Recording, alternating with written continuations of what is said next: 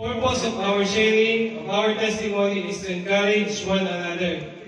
It is an effective way to encourage others to keep trusting God and continue their relationship with Him.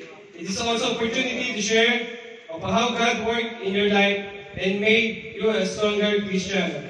Maybe the story is the key that can unlock someone else who is bondage. The Word of God says, Psalms 22 verse 22, I will praise you to all my brothers and I will stand before the congregation and testify of the wonderful things you have done. So, sino po yung gustong mag-testimony sa araw na ito? Baka po meron kayo dyang pinagpala sa isang linggo na nagdaan. Sa Zoom po, baka po meron pong gustong mag-testimony. So, sige, umpisa ko muna. So, salamat sa Panginoon, no?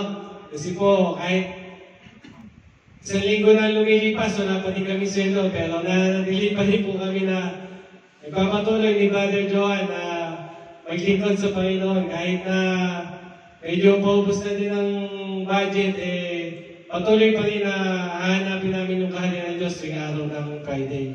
At salamat sa kalakasan na binibigay niya dahil patuloy pa rin po na kami ay kahit walang ganong ginagawa, hindi ganong presyo sa trabaho, ay nagtatrabaho pa din naman kami sa loob ng opisina kahit wala kami ginagawa.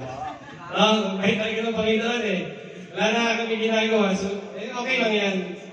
Sabi nga, maging patient din tayo kasi darating din naman yung sweldo natin. Sometimes nade-delay at sometimes nade-delay at nade-delay pa din. Pero kaya natin magtiis hanggat meron tayong Panginoon sa ating buhay. Amen? Amen. So,